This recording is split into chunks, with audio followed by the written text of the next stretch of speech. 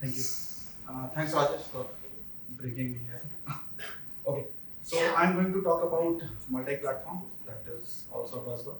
So everybody here is Android developer, I assume, right? Everybody is using Android developer. The meetup name is Droid Tribe. So any Apple fanboys in the house? Only one.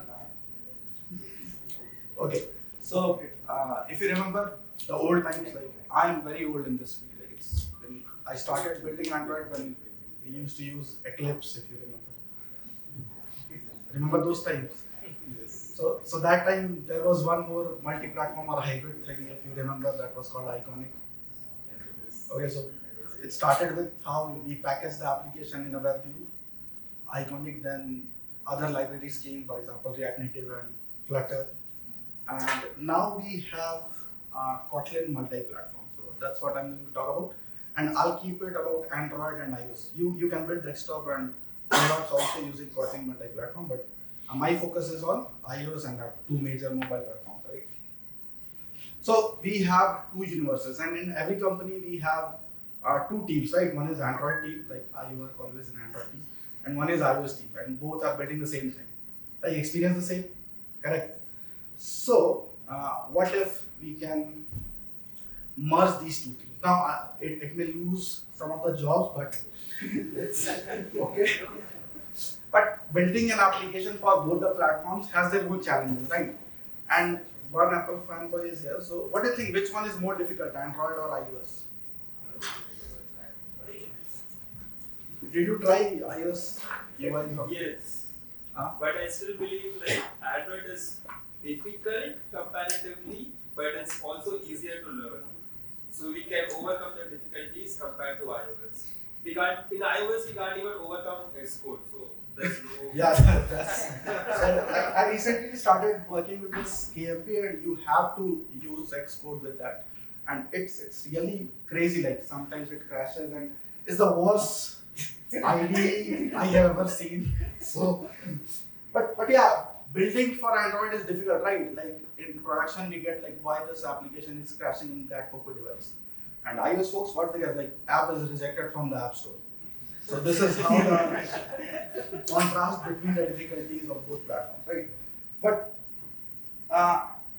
the problem with making two different applications is you need to learn. If you are doing it alone, but it is not the case for most of the companies. But if you are trying to build something and you want to target all the mobile platforms, then you have to learn two different IDs. And we discussed like Xcode is a nightmare, and two languages like Swift and two different frameworks. So the total effort is multiplied by two. So what if we can bridge these two universes and use Kotlin multi-platform to share all the business logics, right? So we write a lot of API calls, model classes. So when Kotlin multi-platform came, what you can do is you can create one module and you can write all the codes except the UI in a common module. And you can share it with your iOS. And it is native, right? It is not some hybrid technique or workaround. The Kotlin code compiles to native iOS libraries, and that you can use in your iOS application. That's how you share most of the code for your project, correct? So that was about Kotlin multi-platform. It simplifies the development. You can share the majority of the code, and the idea was you need to write once, and whenever you want to write some platform-specific thing, for example, file picker or gallery, picking image from gallery, you can also write the platform-specific code. And when you're using only Kotlin multi-platform, anyways, you have to write the UI part for both the platforms separately. Okay. And it supports all the platforms, like it has for backend, web, desktop, and mobile, right? So this was the idea, like we use all the backends. So it's nice, right? Even I, as an Android developer, and go with the backend guys and check what's the problem and write the code. And it increases your work effort. And if you're doing the same in your company, you might start getting backend tickets as well. So the reason to choose Kotlin is we love Kotlin, right? After we migrated to Kotlin, there's no going back. Anybody still using Java or XML in their applications? Everybody's migrated to Compose. Anybody who still prefer like Java and XML? No one, right? If someone was there, that would be surprising. So, and we get native performance, and the best part of multi-platform is you can gradually adopt it. For example, you have an Android application, you have an iOS. You can start slowly adding the iOS screens in your Android project, and eventually you can ditch the iOS project. So this is how you can slowly, feature by feature. It's not like you have to migrate. Like for example, you are migrating from Android to React, then you need to migrate the whole application. Like it's total refactor. But here you can slowly do it, right? Gradually. So that's the best part. So how it works? All your Kotlin code is compiled into XC workframe that your iOS project can consume. So when you create a Kotlin multi-platform project, you get these modules, right? The first one is the Android app, where your Android app is there. Then you have iOS app. This is an Xcode project, right? You can also open it in Xcode. And then this is the main part. This is the shared module. Here also you have Android name, where you will put platform-specific Android code. Then you have common name. And inside this module, you will put all the codes, right? Everything that you can share between platforms. And for example, you're writing shared preferences to save values, then what you can do is you can create expect class in your common module, and then you can write platform specific implementation in Android and iOS, and also desktop or GVM if you're using it. Okay, so to write platform specific code, what you can do is you can use this new keyword if you know, that is expect. So in your common module, you will write an expect class or function, and you put all your functions, and then for each platform, compiler will know, right? You will get compile time error if you don't write actual implementation. So in your Android, you will use this new keyword that is actual, and now here you can access the Android specific libraries.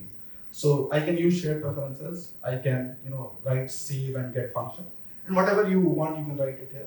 And same for iOS. If you know, we use NS user defaults to save key value pairs in Xcode. So you can write the specific implementation, right? But the main problem with Kotlin multi-platform was we have the common code, and we have the native UI, and we have the iOS native UI, right? So it is like building the same all the screens again repeatedly. Okay, so again effort multiplied by 2. Now to fix this, we have Compose multi-platform. Started using? Yes. Okay. So the same Compose thing, it is nothing new. Like the same Compose that you are using, you can just copy paste to the common module and it should work, right? Unless you're not using any Android specific libraries. So Compose is multi-platform. It can render the UIs in iOS, desktop, web as well. So these are the platforms supported now. iOS recently became stable. So many companies also started using, multi-platform to reduce the number of employees. So Android, desktop and web. So you can build UI for all the platforms, right? So it gives you the native feel. Now again, if you are using Compose multi-platform for iOS, it is not actually native. It just gives you the native feel. What happens? It uses, I think, a rendering engine. And when you compile the code, it creates a library that is exposed using a UI view controller. And you set that UI view controller to your main application in the iOS. And that renders the Compose. So it is a little bit heavy. It gives you the native feel, but it is not actually native like iOS. But again, you can also do the gradual adoption. You don't need to migrate all the screens to Compose. You can do it bit by bit. Like still in some big projects, if you are working, you might see the XML code, right? So you can slowly migrate, and same you can slowly do for your iOS screens. And we all have the Android skills, right? So that's the best part about Compose. We can use our skills to build the iOS screens also, and it works, interoperably. So you can call Swift code from Kotlin and Kotlin from Swift. So both are allowed. So what happens is you write the Compose code, you compile it, and then it generates an iOS framework that is exposed to your Xcode project, and that is set in the UI view controller. So that's how it works, right? I will show you a project now. So the drawbacks are it uses a Skia rendering engine. The UI is drawn pixel by pixel. So it is a little bit heavy, both in times of compilation and while running the application. And you don't have support for the native iOS components, that UI switch and other stuff. And it is, I told you, heavier than Swift UI because it draws everything. Every time a new component you have, it draws in the iOS screen. So, and to create a multi-platform project, you need to get this plugin, that is Kotlin multi-platform. Okay, so you go to your Android Studio settings, plugins, and in Marketplace you will get this plugin, and you just need to install it, and you will get this template while creating a project, that is Kotlin multi-platform. And when you click it, you go to next, and it asks you for all the platforms that you want to build for, right? And you can select the platform. And for now, the project I'm going to show you, I created for Android and iOS. So I'll show you now.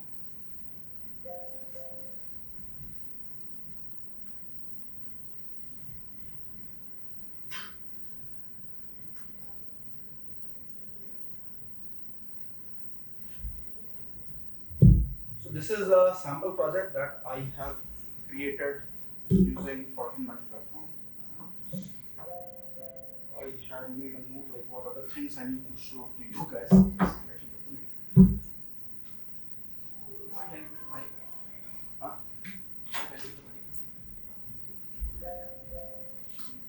Okay, so the first thing here you can see is Composer. Now when you use your shared UI, you get this module, that is Composer. And this is your Android application actually, right?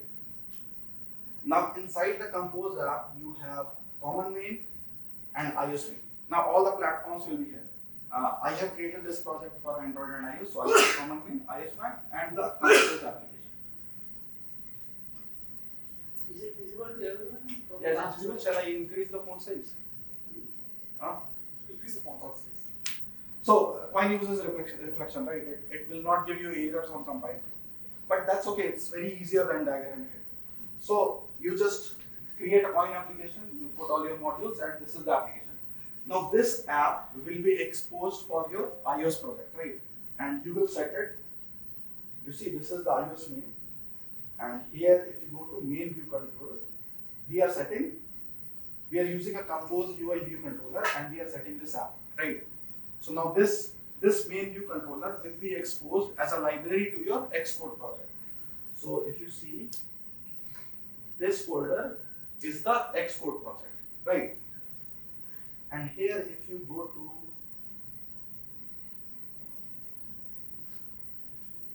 you see, we are getting the Composer here, and this is our main view controller, and this is being set in your iOS application, if you see it here.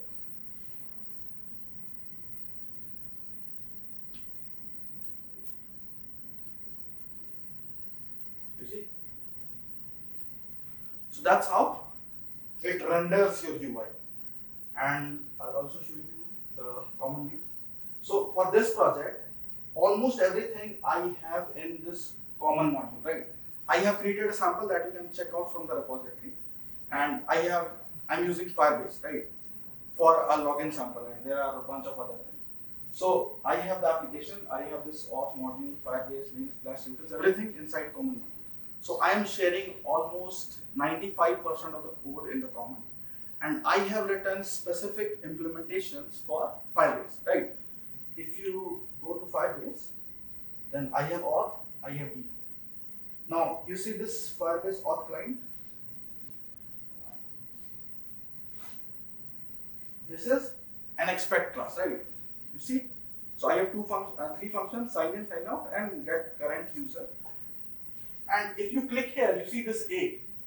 So you get the actual implementations from here in the ID. So ID is well supporting this actual and expect thing.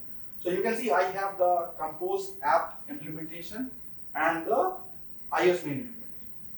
So now this code is a little bit messy, but yeah.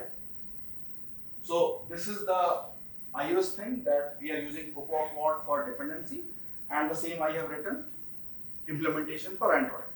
Now when you run the application based on platform, it will pick the implementation that is needed, right? So this is how you work with a Compose multi-platform project. Now I will show you the output. Now I cannot run it here. I will tell you why. It's funny. So that's why I have recorded this video to show you the demo. I hope this is visible. Okay, so when you make this project, you see the Compose app and you also see the iOS app. You can run the iOS app from here only, but you need a Mac, right? You cannot do it in Windows laptop. So now you run it, it will use the emulator that is installed using Xcode, and it takes a little bit of time. So this is the application, you see. This is the iOS one, and I'll run the Android one also. So everything, all your navigation code using Jetpack Compose, everything is supported in both platforms. So some libraries you will see in the package, you will see Android, but it is not natively Android, and you can use it in iOS also. So this is the Android one.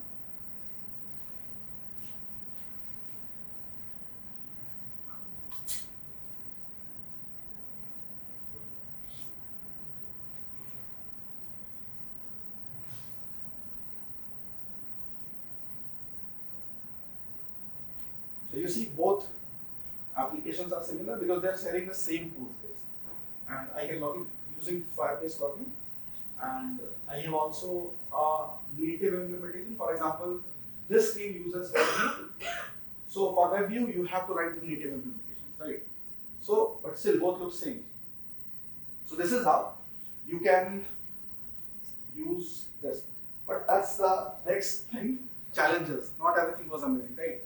It was the biggest problem, the waiting time. So we already saw the memes of Gradle build and things. Trust me, if you build a multi-platform for iOS, you will see the real pain. Because normal Gradle build is nothing. I can compile and run the Android project in my MacBook here. It's fine. It has 16 gigs of RAM, M3, works fine for Android. But if I execute the iOS build, it might take, whole day or something. So there are some tips to improve the build times. The first and the, what do you call it, Brahma is get a powerful machine. So if you have a powerful machine, it works fine. Okay, so it's not like in Air it doesn't work. Even if I have 16 gigs of RAM, it's not 8 GB variant. So Air it doesn't work. So if you are using Air, you will have very hard times compiling a multi-platform project. So don't do it, I would say. But yeah, Mac Mini, I had Mac Mini M2 Pro, works very smoothly, very fine, and compiles. But it's still a sample project, right? I have no experience with industry level project that has hundreds of modules, so you need a good lab. Then you can turn on the build cache, and when you build the iOS, you have to build different binaries for simulator. I don't know why they do this, and different binaries for real device. So when you are developing, you don't need to build for real device, right? You can just build for the simulator for testing. And you can enable the parallel builds in your Gradle. And one more challenge while working, anybody worked on Xcode? So like I was confused, like to add a dependency, first you need to install Cocoa Pods, create a pod file, then pod install, and then close your Xcode project and open XE workspace. Why the hell is that? Sometimes that also not work. You have to delete the pod file manually, then reinstall. Yeah, I'm coming to that. So I had this problem. Why? You have to close your project, open XE works, and if you're using Xcode project, it doesn't work. So it's an error, like error only. I don't know why. In Android, we just put the implementation and magic, it's nice, right? Pod chaos. And when you're working with Kotlin multi-platform, you will have hard time while getting these dependencies.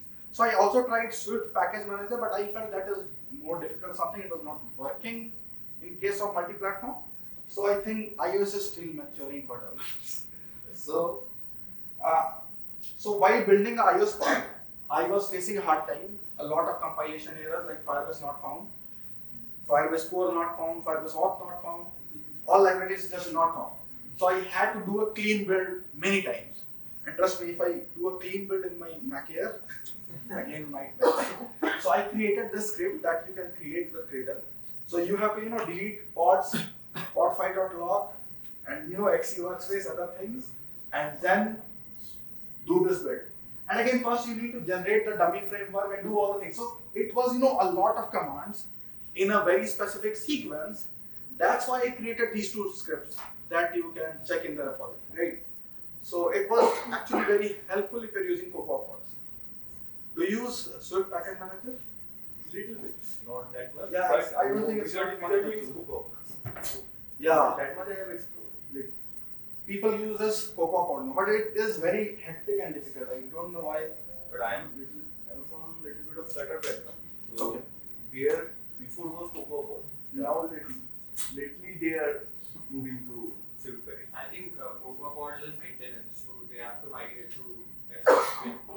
Swift Package I Manager. mean, the support may be experimental, but everyone is gradually migrating. Yeah. Later they might. Recently Firebase also stopped supporting But, Cocoa Pod. Even with Swift Package Manager, the confusion was, you can create a file, but the default way that they say is go to application dependencies and with the GUI get the. Yeah. That was also, and the worst part about Xcode is, for example, I click add dependency, it silently fails without showing any error.